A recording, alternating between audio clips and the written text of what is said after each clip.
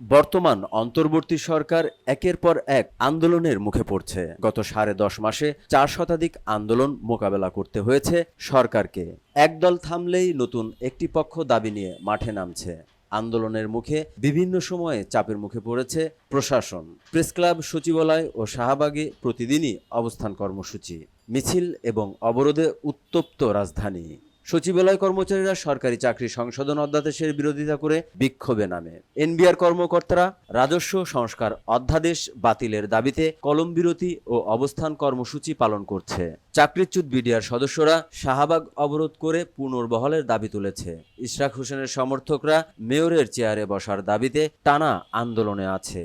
তথ্য আপারা রাজস্ব খাতে স্থানান্তরের দাবিতে 27 দিন ধরে আন্দোলন করছে। 18তম এনটিআরসিএ অনুত্তীর্ণরা সনদ দাবিতে প্রেসক্লাবে অবস্থান নিচ্ছে। নন এমপিও শিক্ষকরা কাফনের কাপড় পরে মিছিল করেছে এমপিও ভুক্তির দাবিতে। আন্দোলনকারীদের অভিযোগ, সরকারের আশ্বাস বারবার মিললেও বাস্তবায়ন হয় না।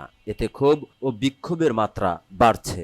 সরকার ইতিমধ্যে কিছু দাবি পূরণের উদ্যোগ নিলেও আন্দোলন পুরোপুরি থামছে না। বিশ্লেষকরা বলছেন, সময়মতো সমাধান না হলে সামাজিক অস্থিরতা আরও বাড়তে পারে।